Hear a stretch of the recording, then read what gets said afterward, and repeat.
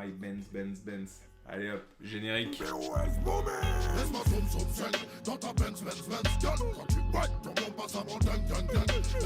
Les amis, j'espère que vous allez tous bien. Bon, si vous êtes là, j'espère que vous avez vu l'épisode 1 et l'épisode 2 en amont. Sinon, je vous invite à faire clic pause tout de suite. Allez voir l'épisode numéro 1 et l'épisode numéro 2. Voilà, et après on se retrouve. C'est bon, ça a fait vroom vroom épisode 1, épisode 2, on peut y aller, impeccable.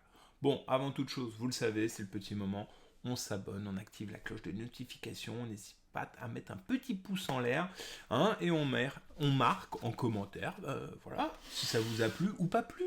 Voilà, au moins si c'est constructif, vous mettez pas juste c'est nul pour c'est nul, vous mettez c'est nul parce que j'ai pas vu ça, ou parce que t'as pas développé ça, ou parce que voilà, afin que je m'améliore. Bon, allez, en avant, on y va pour la 41e Mercedes jusqu'à la 50, plus les bonus, vous le savez, c'est parti.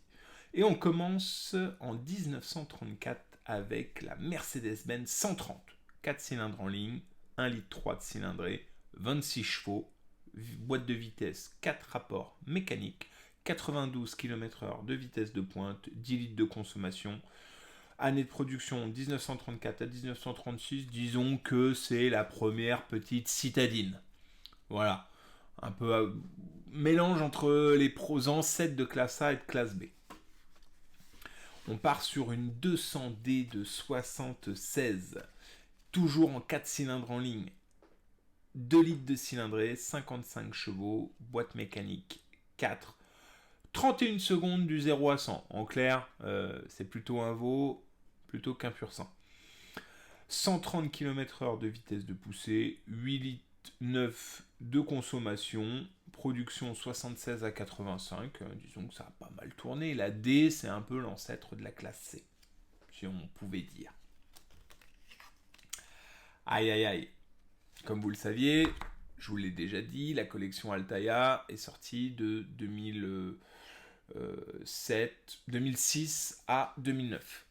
Du coup, on n'a pas de voiture ultra récente, mais là on est sur la dernière à l'époque, la dernière Mercedes SL, la W230, et dans la gamme reine, j'ai envie de dire, la 600 SL de 2004, donc 12 cylindres en ligne, 5 litres 5 de cylindrée, 500 chevaux tout rond, boîte mécanique, alors non, là il y a une erreur, parce que je le sais, et c'est une certitude, c'était boîte automatique, 5 rapports, et sur les phases 2, les G7 troniques, vitesse max de 250 km/h bridée, 4 secondes 7 au 0 à 100, consommation moyenne de 14 litres, voilà. Après il y a eu la 65 AMG que je vais vous montrer. Elle n'est pas du tout dans le truc, mais voilà, là je l'ai en version comme ça, donc 65 AMG, donc 12 cylindres en ligne avec une petite préparation AMG. Voilà, je vous la montre. Est-ce que je peux soulever? Est-ce que c'est collé? Oh oui. Le petit pack AMG. Je vais pas réussir à l'ouvrir. Si. Ah, donc toit en dur.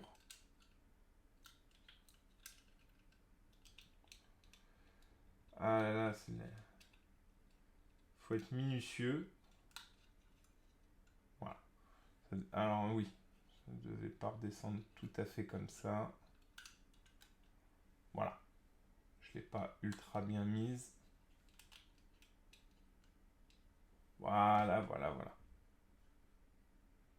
Ce petit cul, ces 4 petits trous de balles bien mignons, ça faisait un beau vroom vroom.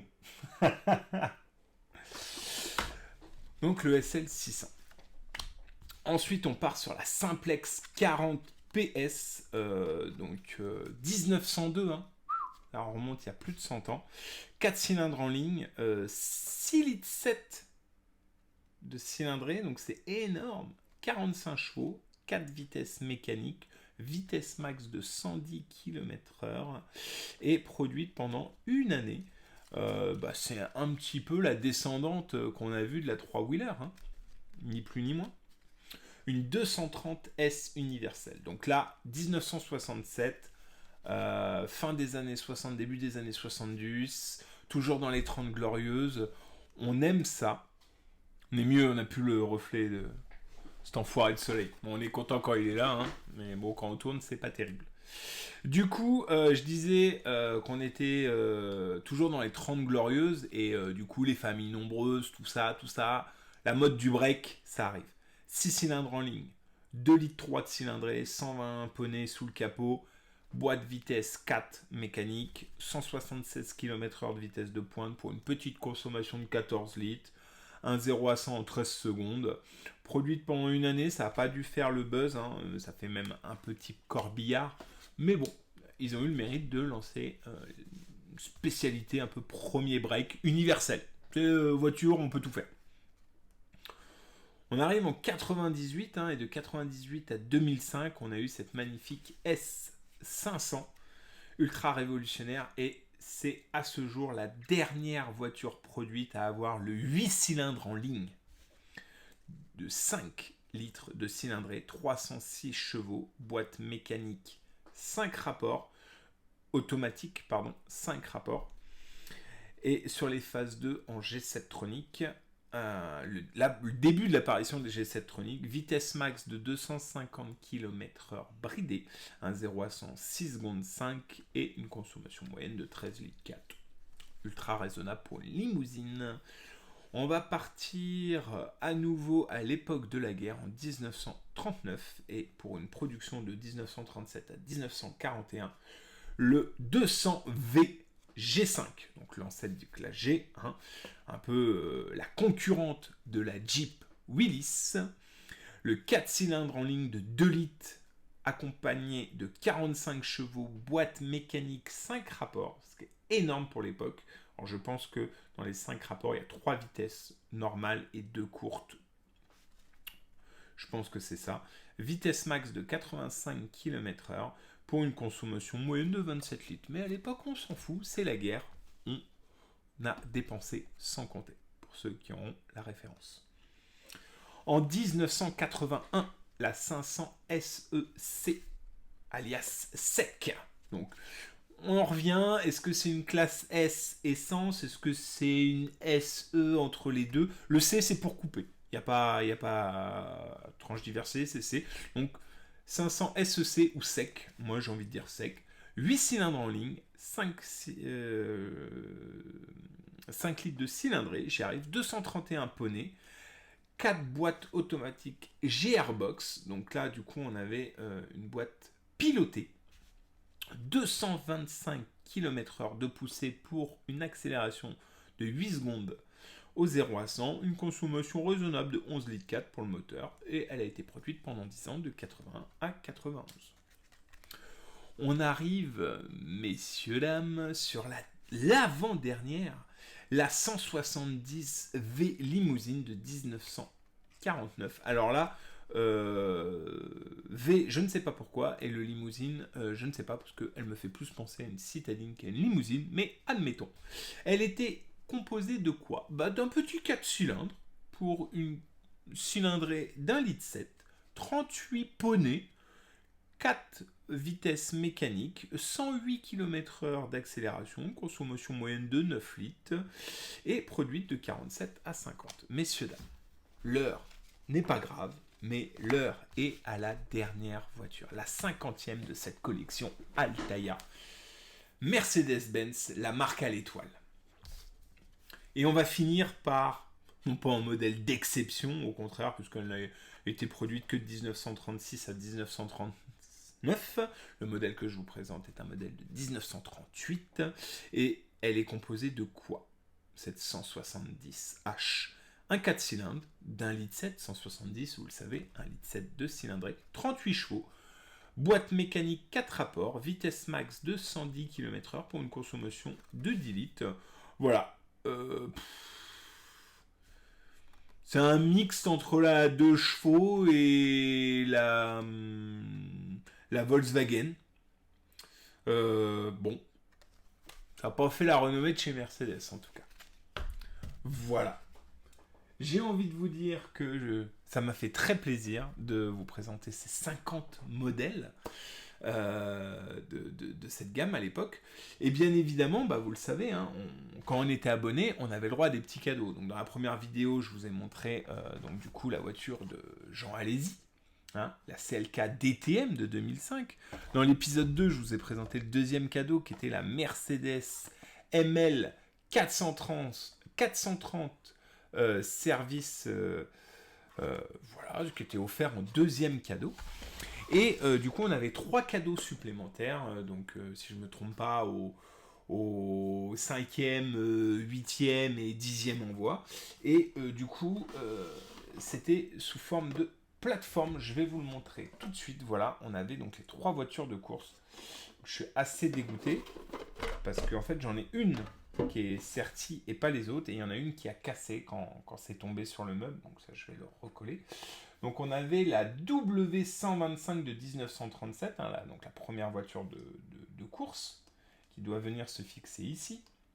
On avait celle-là, qui était la W154 de 1938, donc la petite sœur, qui a gagné des courses après. Et la dernière, celle qui était, elle, fixée, et c'est pour ça que la pièce a cassé, la W169 de 1954.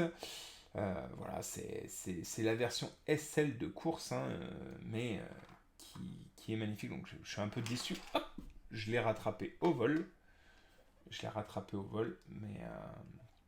Mais voilà. Donc on avait ça avec une grosse boîte, enfin un gros support et le cache. Et ça, c'était les derniers cadeaux reçus quand on était abonné.